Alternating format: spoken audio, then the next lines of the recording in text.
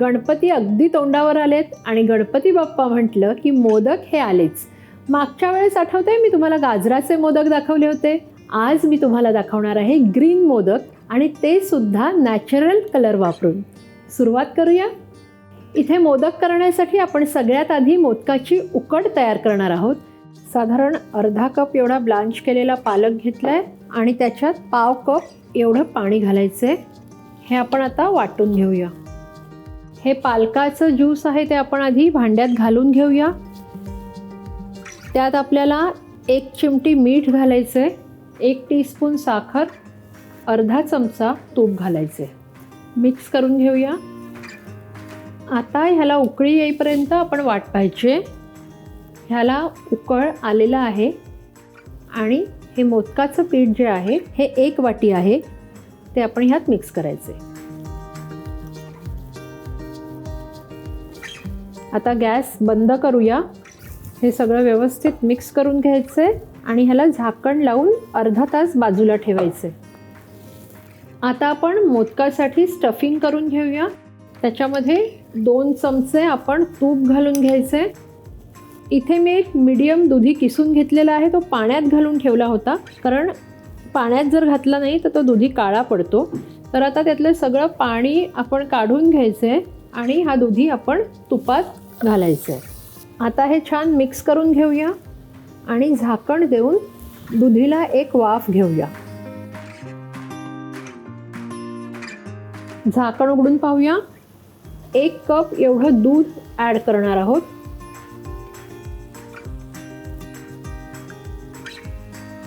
पुन्हा झाकण ठेवूया.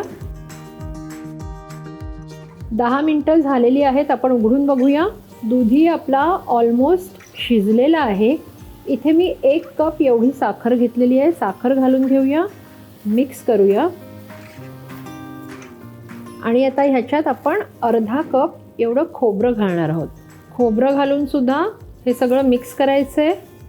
अगदी चवीसाठी म्हणून ह्यात आपल्याला 1 चिमटी मीठ घालायचं आहे. आता हे सगळं मिक्स करून आपण पूर्णपणे हा दुधी शिजवून घ्यायचा आहे.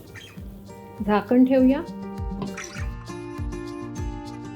आता आपण झाकण उघडून पाहूया.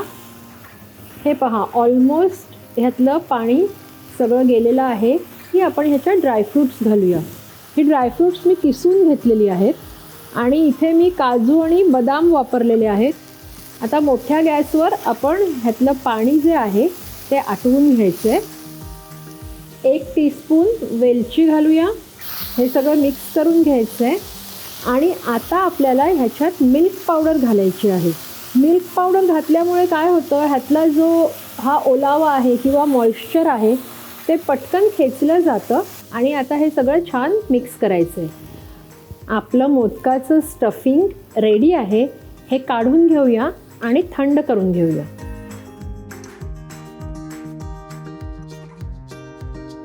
जोपर्यंत आपलं स्टफिंग थंड होतंय तोपर्यंत आपण उकड मळून घेऊया. आता ही उकड आपली साधारणतः कोमट आहे तेव्हाच आपण मळून घ्यायचं आहे. आता इथे आपण तेलाचा आणि पाण्याचा हात लावून ही उकड मळून घेणार आहोत. आपली उकड मळून झालेली आहे.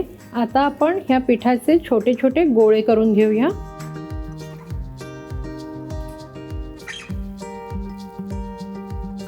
आता थोडंसं तेल हाताला घेऊन आपल्याला ह्याचे गोळे करून घ्यायचे आहेत.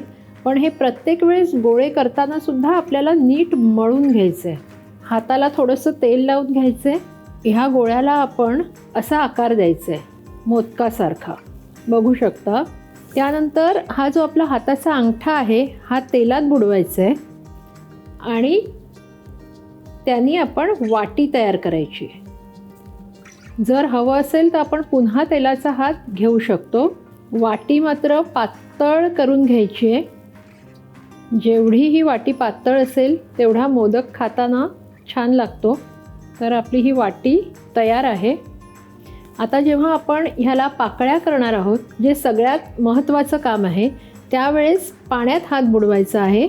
ही 3 बोटं वापरायची आहेत. हे जे पहिलं बोट आहे ते आपण इथे सपोर्टला ठेवायचे आणि अंगठा आणि मधलं बोट ह्यांनी अशी एक चिमटी घ्यायची अशा प्रकारे आपण ह्या सगळ्या पाकळ्या करून घ्यायच्या. आता ह्याच्यात आपल्याला सारण भरून घ्यायचे. आणि आता हा मोदक बंद करायची पण एक पद्धत आहे जी मी तुम्हाला सांगते. हा मोदक असा फिरवूनच बंद करायचा आहे.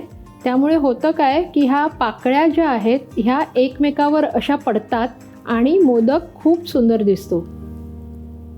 हे वरती जे एक्स्ट्रा पीठ असतं ते काढून टाकायचे. हे टोक असं छान नाजूक आणि सुबक असं करून घ्यायचं. आपले मोदक करून तयार आहेत. आता आपण ते स्टीम करून घेऊया. आपलं पाणी गरम झालेलं आहे. आता हे मोदक आपल्याला एक एक पाण्यात बुडवून मग स्टीमरमध्ये ठेवायचे आहेत. असं केल्याने काय होतं की हे मोदक खाली चिकटत नाहीत आणि त्याला वाफसुद्धा अगदी छान येते. आपण उघडून पाहूया. 4 मिनटं झालेली आहेत आणि आपले मोदक रेडी आहेत. गॅस बंद करूया आणि हे थोडा वेळ असेच झाकून ठेवूया. 10 मिनटं झालेली आहेत. आपण आता झाकण उघडूया. आता स्पॅच्युला आपण पाण्यात बुडवून घ्यायचा आहे आणि त्याने आता हा मोदक आपण सोडवणार आहोत. काढून घेऊया.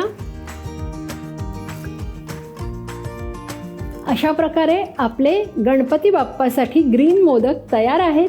तर हे मोदक करा आणि कसे झालेत ते मला कळवायला विसरू नका. आणि अशा छान छान रेसिपीजसाठी पाहत रहा रुचकर मेजवानी.